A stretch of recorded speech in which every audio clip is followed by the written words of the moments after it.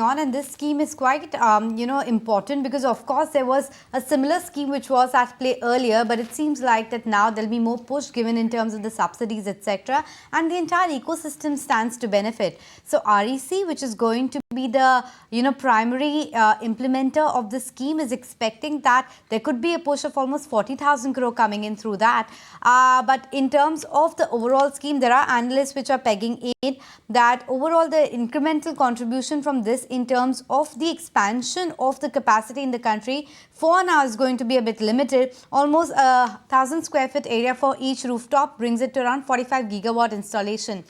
But let's pose that question to Mr. Doshi as he's joining us on the show. Mr. Doshi, hi, if you can hear me now, that's what the first question is. Help us understand the importance of this policy announcement, because we do understand that there was something similar which was in place. What is so differentiating about this new announcement, and how will it help the entire solar rooftop ecosystem?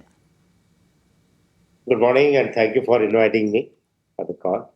I think this is a game changer. First of all, if you look the difference between earlier and this, the scale, we are speaking about 10 million roofs to be covered under this. And number two is government is coming up with the different subsidy plans, the technology, and lot many things together. What we see is that this will help the country overall to generate the more power. It will help the load on the distribution and transmission to reduce over on it. So the power generator himself, who is a producer, he is a consumer also. And such a large demand coming to the entire value chain. This is right from the solar module, inverters, cables, and it's not only the modules. There's a glass, aluminium, and many other components to make the module. So this will be almost, we have to get the detail in terms of the megawatt and execution details. But I think this will be a close minimum 30 gigawatt and maybe the maximum 50 gigawatt, which I can guess today. So such a huge demand will come up across the value chain. This will help the installers. So there will be a huge employment. This will further help to the future maintenance and management. So this is going to be the world record and very good news for everyone, right from the power consumer to the industry. And, we're waiting more details on what geography that 1 crore households are going to be targeted. But Mr. Doshi, do you think we have that kind of supply capacity? Because it's 1 crore now, I'm sure the scheme is going to be extended to more and more houses eventually. So the major component required in this will be the solar panels, and India has already reached to the 60 gigawatt of the local manufacturing of the solar panels. And this is apart from the 50 gigawatt of the PLI, which is going to come. So in my opinion, capacity is not going to be the problem, and supply will be more than enough available for this project. Do the cost dynamics work out for, the entire industry? Because I'm sure as the numbers as well increase, there would be cost subsidization as well. Yes.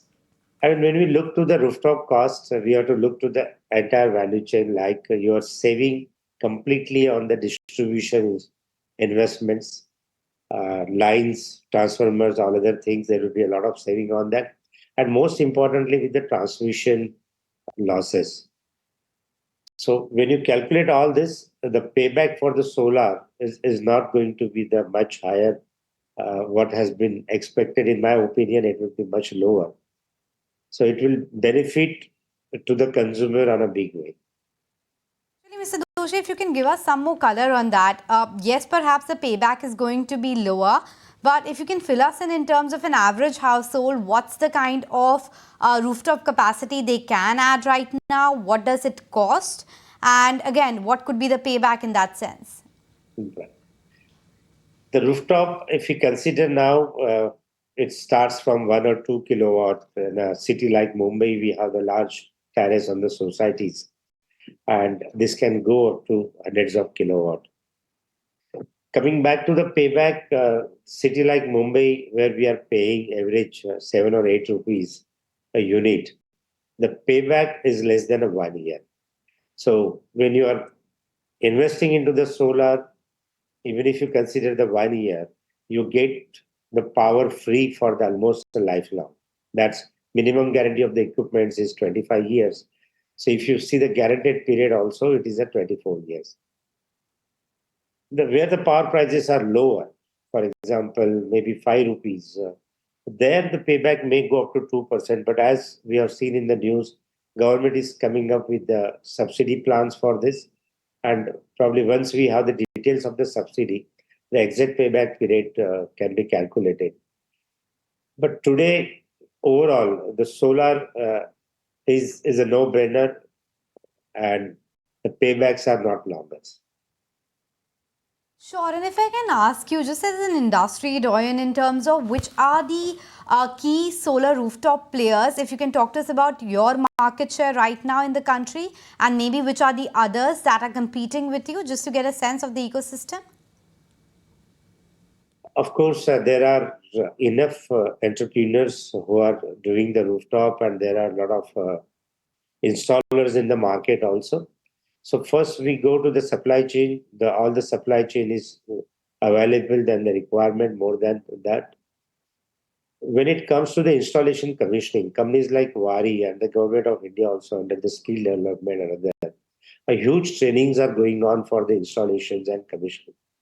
As well at Waaree, we have today close to 300 franchises, and every franchises have their installers base, which is between 5 to 50.